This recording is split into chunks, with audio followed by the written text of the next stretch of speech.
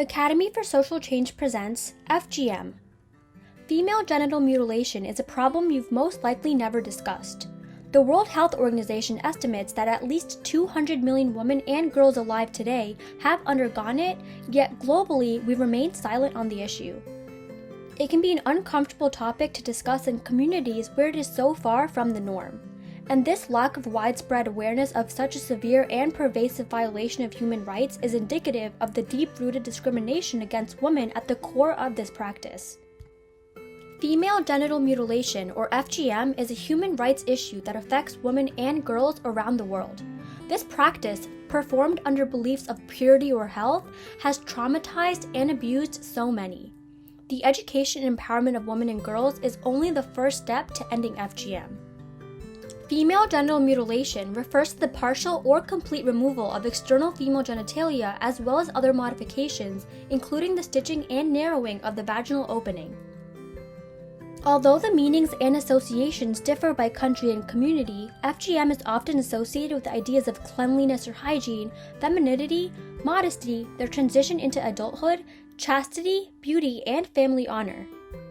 The practice is common in Africa, the Middle East, and Asia. It's particularly widespread in Egypt, Guinea, and Somalia, although FGM appears to be diminishing globally.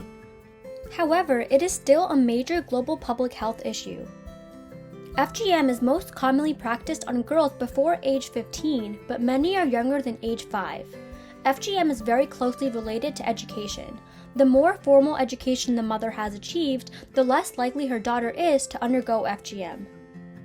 This procedure is mostly carried out by people with traditional roles as circumcisers or birth attendants, but they often lack formal medical training.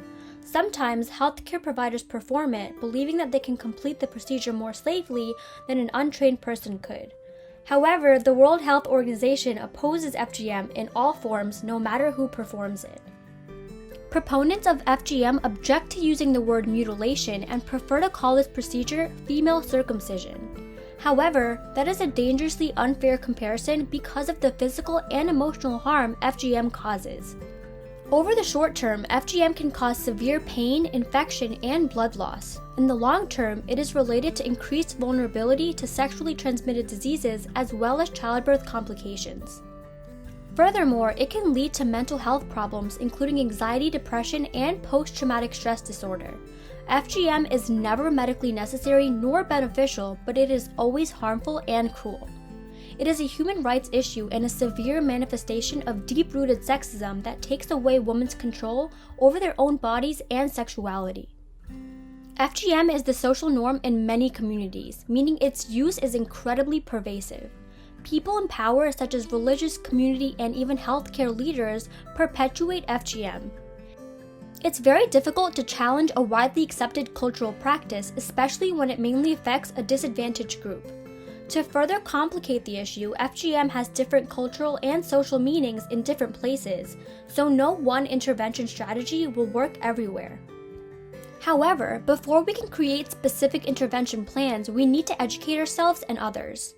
Knowledge of FGM and its effects is lacking not only in highly affected communities, but also among non-governmental organizations and foreign governments. Ending this practice will require working at a grassroots level by educating community leaders and members about human rights and opening up dialogue that allows them to question the beliefs that justify the social convention.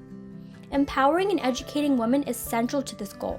You can learn more about FGM and help to end it by supporting initiatives like the Joint Program on FGM and the US End FGM C Network, which have made serious strides towards ending FGM through policy and community-based awareness and education. Now it's your turn to think further. Are there any cultural practices you can think of that have severe harmful consequences for women?